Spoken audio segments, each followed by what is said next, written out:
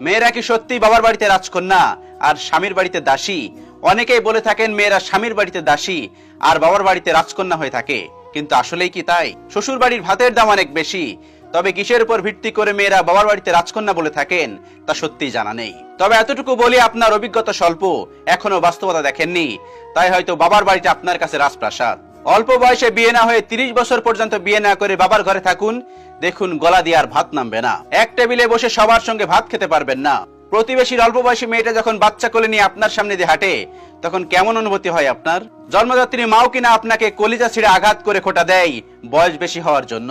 আপনি যদি বিবাহিত হয়ে থাকেন অথবা আপনার যদি ডিভোর্স হয় কিংবা স্বামীর সঙ্গে যদি আপনার কোনো ঝামেলা হয়, তখন সবাই আপনাকে বলবে তুমি চলে আসো, আমরা তোমার সঙ্গে আছি। কিন্তু 2 দিন বাপের হোটেলে খেয়ে দেখেন, গলা দিয়ে তখন আপনার আর ভাত নামবে না। আপনার নিজের মা বাবাই আপনাকে খোঁটা দেওয়া শুরু করবে। আর যদি ভাইয়ের হোটেলে খান, তাহলে ভাত না হয়ে বিষ মনে হবে। এই যে আপনি যাদের আদরের দুলালি, যাদের কাছে আপনি সোনাই সোহাগী, তারা এমন এমন কথা আপনাকে বলবে যে কথাগুলো আপনাকে ছুরির মতো আঘাত করবে। আর যদি আপনি কালো হয়ে থাকেন, তাহলে জন্মের পর থেকে শুনবেন আপনি কালি। আপনার কোনো গুণী সমাজের মানুষের চোখে পড়বে না, ওরা সবাই দেখবে আপনার গায়ের রং কালো।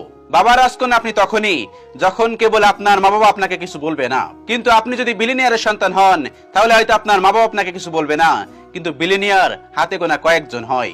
এছাড়াও যদি আপনি নিজে ইনকাম করেন, তাহলে হয়তো সবাই একটু কম বলবে আপনাকে। শুধু নিজে ইনকাম করেন বলে নয়তো বাকিদের মতো আপনার একই অবস্থা হবে। একটা কথা মনে রাখবেন, সবকিছুর একটা নির্দিষ্ট সময় পর্যন্ত মূল্য থাকে, হোক সেটা পণ্য কিংবা মানুষ। মেয়েদের যদি স্বামীর বাড়িতে সুখ না হয়, তাহলে বাবার বাড়িতেও সুখ হয় না। মেয়েরা কেবল রাজকন্যা হয়ে থাকে বিয়ের কিছু বছর আগ পর্যন্ত বাবার বাড়িতে, এরপর তাদের দিকে কেউ ফিরেও তাকায় না। সত্যি যদি আপনি এক্সপেরিমেন্ট করতে চান, তবে বয়স 30 হয়ে গেছে, বিয়ে করেনি কিংবা কালো কিংবা ডিভোর্সি এমন মেয়েদের দিকে একবার তাকান। এরা আপনার মতোই কিংবা আপনার চেয়েও বেশি রাজকন্যা ছিল, কিন্তু ভাগ্যের নির্মম পরিহাসে আজ তাদের এই অবস্থা। তবে ব্যতিক্রম সব জায়গায় আছে। তবে সবার কাছে একটাই অনুরোধ, আপনার স্বামীকে ভালোবাসুন, শ্বশুর বাড়িকে প্রাধান্য দিন। স্বামীর সাথে মনোমালিন্য থাকলে সেটা কাটিয়ে নিন। একসঙ্গে থাকতে গেলে ঝগড়া বিবাদ হবেই, একসঙ্গে অনেক থালাবাটি থাকলে সেখানে ঠুনঠান শব্দ অবশ্যই হবে।